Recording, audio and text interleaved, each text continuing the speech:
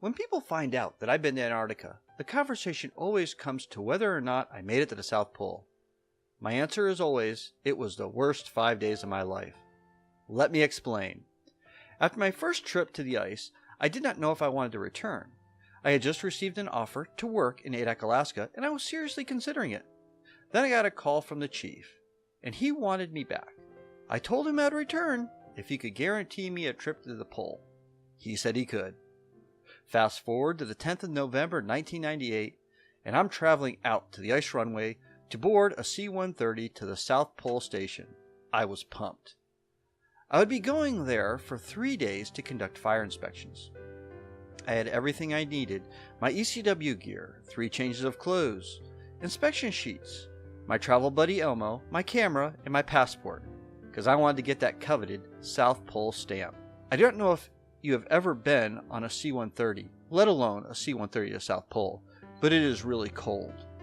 The heater in the plane is not really made for passenger comfort, not to mention the head or toilet. This is a 5-gallon pail located towards the rear of the aircraft on the loading ramp. Upon arrival at the pole, I was greeted with 30-degree temperatures and 20-mile-an-hour winds. After standing outside for 20 minutes, while our bags were offloaded, I was taken into the dome. Okay, maybe I should back up and describe what the old pole station was like.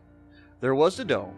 This was where the people that worked at the pole lived. There was the kitchen, the dining room, the gym, the library, the store, the post office, the hospital, the power plant, the bar, and every other form of creature comfort, if you can call it that. But that is not where I was to stay. I was to stay in the lovely camp called Summer Camp. Now, Summer Camp is, well, primitive. The structures at Summer Camp were canvas, yes, canvas, Quonset huts that were, I'm sure, made in the 1950s. These tents, and that's what they were, had about 6 rooms with a common heater, which was located in the center of the hut. That little heater struggled to keep up, as the ice hanging from my walls showed. If you were wondering if I forgot to mention about the toilet facilities, well, I didn't. They were located half a mile away. Yeah, you can imagine what a late night call to the restroom would entail. This put a high demand on empty peanut butter pails, with the occasional argument as to who was going to get the next one. You don't know what I mean? Think bedpan. Oh, and did I mention that summer camp was located over a mile from the dome? And there was no shuttle? Yeah.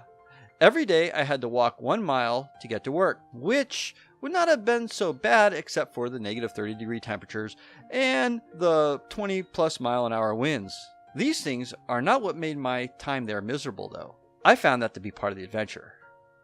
What made it so bad was a combination of 2 things. The first thing, or should I say event, happened soon after I arrived at the pole. One of the Air Force's C-130s fell into a crevasse while transporting scientists to a remote site. Pending an investigation, the Air Force grounded all the flights.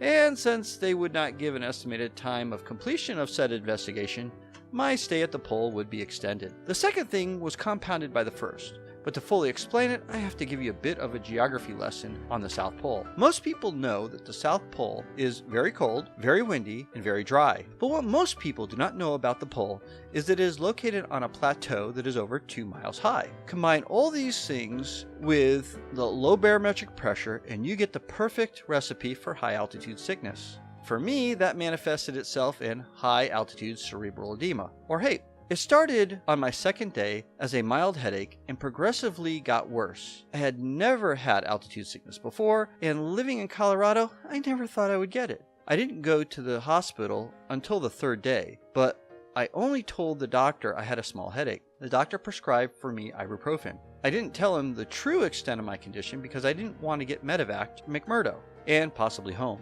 The rest of my time there was a fog, and I do not remember much after the 3rd day. What I do remember the most is seeing my name appear on the manifest of the first flight to resume service to the pole.